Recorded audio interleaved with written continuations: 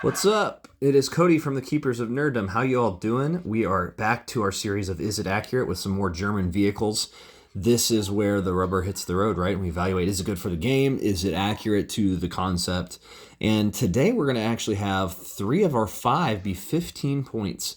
So they are all in the same ground of usefulness as far as the point score. So are they actually accurate? Do they make sense gameplay wise? Should they have that many points? So let's get into it. We're going to start actually with this one right here, the SDKFZ 251. So it's a half track. So wheels on the front, half track for the back. It's a troop carrier of some sort with a little bit of armor. Nothing too shabby there. So let's look at what this thing is. It is a 14-point monster, so it better be worth some pretty good stats considering that. It does have a machine gun pointed up here, which is reflected on 876, so it does have a machine gun shown, so therefore that makes sense. We're good. 222 against vehicle, saying machine gun can penetrate small armor, but nothing else. Speed 4, it's a vehicle, cool. Defense 2-2, saying it has some slight armor, but meh. Transport, this unit can carry 1 soldier, which is really funny considering you look at this model, that is designed for like lots, right? But it's just gameplay wise, they're going, okay, we can't have you carry tons. So high gear 2, this unit makes its entire move along a road. It gets +2 speed. Fighting platform, this is where things get really fun.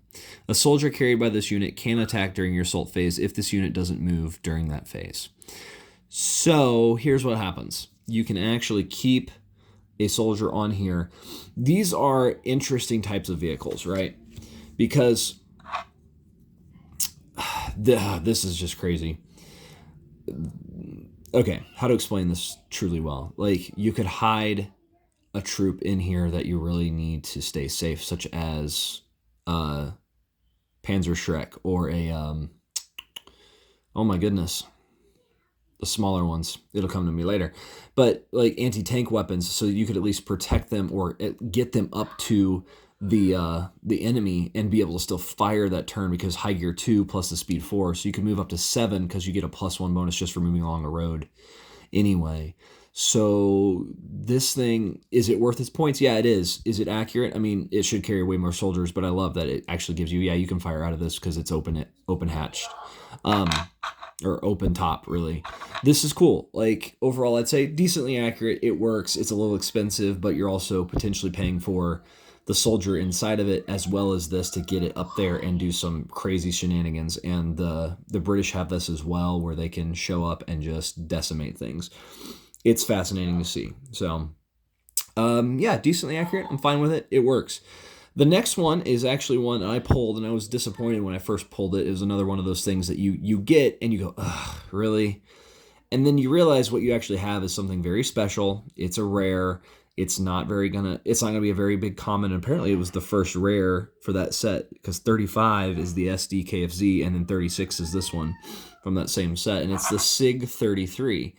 And so it is an early 1940s howitzer platform. So we're talking more that it is designed to just be for carrying up a massive gun.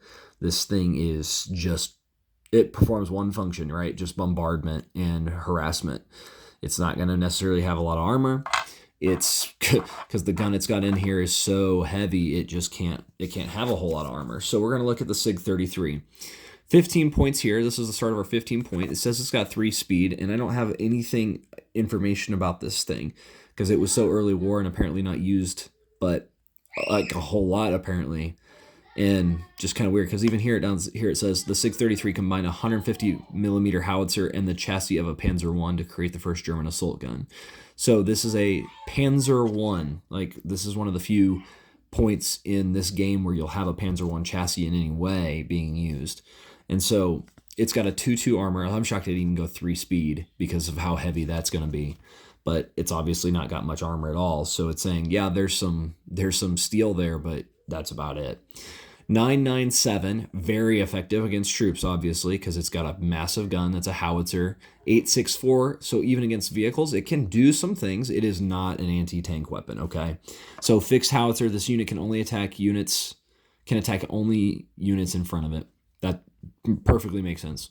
Blast, when this unit attacks, make a separate attack roll against each unit in the target hex.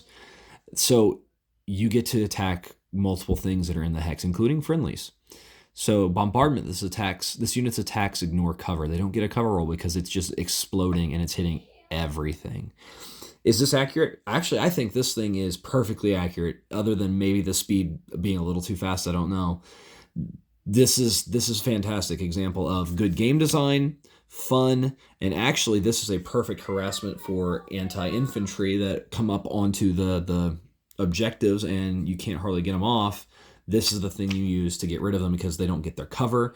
You hit everything in the same hex. Now they're going to probably separate out to try to mitigate some of that. That makes sense. But you are going to hit very, very hard and more often than not kill things, especially if you bring an ammo depot, which ammo depots let you reroll ones.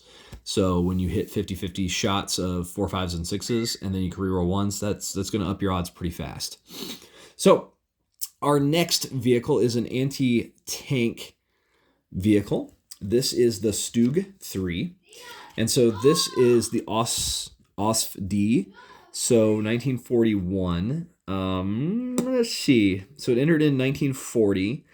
And they're really, really cheap compared to actual regular tanks. And they almost were used as tanks because they were so much cheaper to use. And if you were on even defense and you knew where everything was coming from, you could just have the vehicle pointed in that general direction. So as soon as you add a turret to something, apparently the cost would go astronomically higher. Very interesting concept there going on. So we're talking about the OSF-D, and according to the card, well, first let's look at the model here. So the STUG 3, as you can tell, it's not connected up here entirely, and that's kind of the one negative of the design. Otherwise, it's really cool, and it's even got some paint on the little stuff, and then somebody apparently when they were painting it missed and hit the rest of the vehicle and just said, whatever. But beautiful otherwise. Like, these are really cool. Very simple designs, right? Even in actual reality, right? So another 15 points, 1941. It's an assault gun, they label it as, not even a tank destroyer. So that's kind of funny because it's kind of a tank-ish. Reminds me, I think, of the Swedish tank, the STRVK something, 103, or I don't know, but it's not got an actual turret either, but they designate it just as a tank. And so these things typically had up to 50 millimeters, 1.97 inches, not super, super thick, but apparently they deem it as worth a 4.3. That's interesting because a Panzer IV, I think, only has 4 defense, and they get up to 3 inches of armor. So I'd say this is a little too much, but it's also dependent on how it's placed, right, is the slope and the design. And the STUG 3 definitely has some more slope to it, but yet there's some spots here that you could definitely hit flat plates, but it's also this middle area. It's funny, the thing, how they designed it versus like images of original ones. These are the 75 millimeter STUG 3s, the 75 millimeter guns. Max speed of 24.84 kilometers or miles per hour. They're saying it's got a speed 3. I think that's decently accurate. It's fine. 887 against infantry, pretty good. 1098 against vehicles, not bad either, not great. The early Sturmgeschütz were designed to support infantry attacks rather than directly fighting against armor. Reliable and inexpensive compared to Panzers. Over 9,000 STUG 3s were produced in various models. So fixed howitzer, it can only attack units in front of it. So howitzer, again, that's why it's got such a good anti-infantry.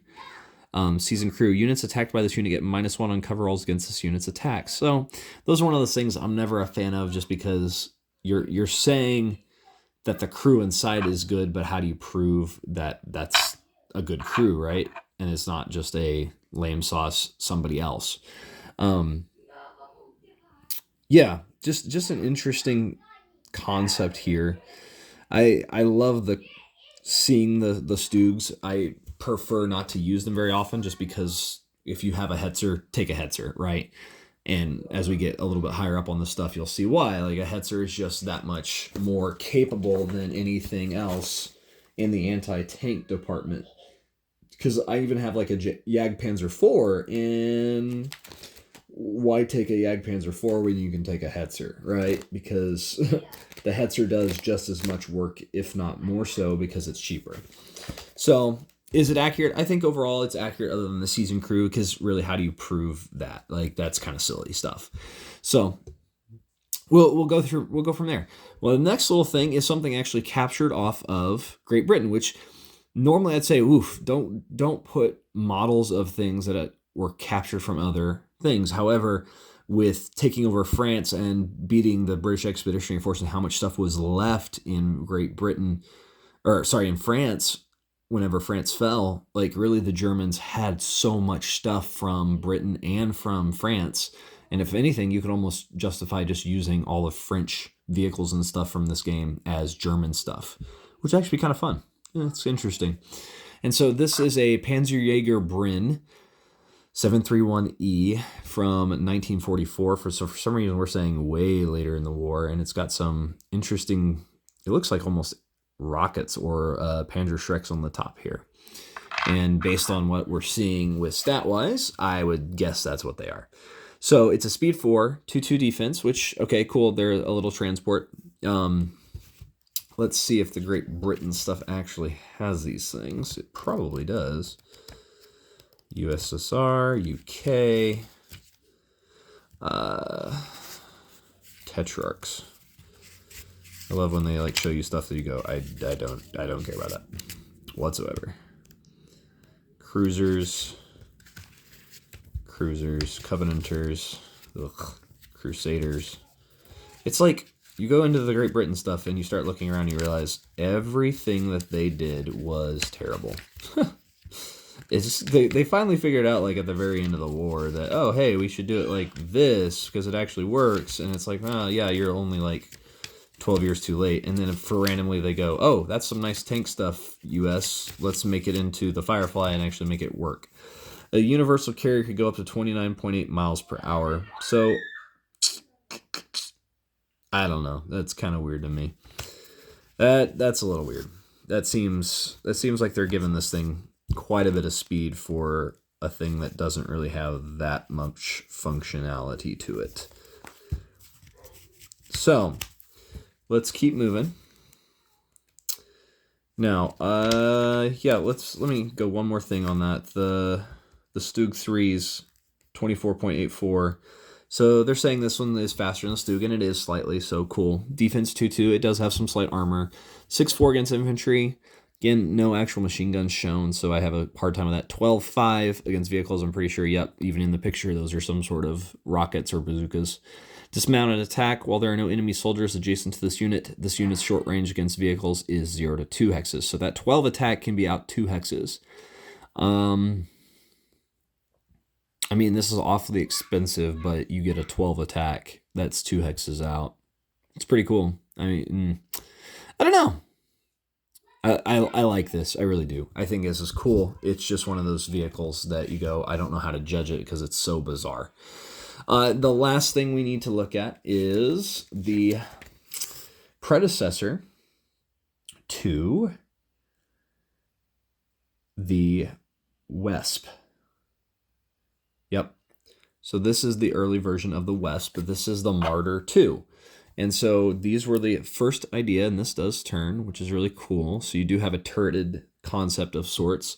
And so we're using a little bit of the Wesp's information. Granted, I'm just going to have to be careful and just say, hey, keep in mind when grain of salt with it that it's not actually accurate to the entirety of, the Martyr 2 versus the Wesp, because the Wesp definitely has more armor around this top, and the gun is not able to turn like this one could. So very, very different. The Martyr 2 had a Pack 40 anti-tank gun, and then it looks like which is 2.96 inches round, and then later on the Wesps had a 4.14 inch shell. So these were the little brothers to what's coming, and even these had a pretty serious, no joke of a weapon.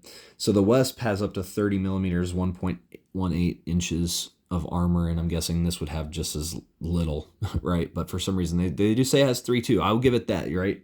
It's going to have more than some of these universal carriers. It has a speed of 4, and the Wesp says it goes 24.84. It is faster than the STUG, barely, I think. No, it's the same speed. So this one, it may be a little faster than the Wesp. So we'll give it that. It doesn't have as big of a gun.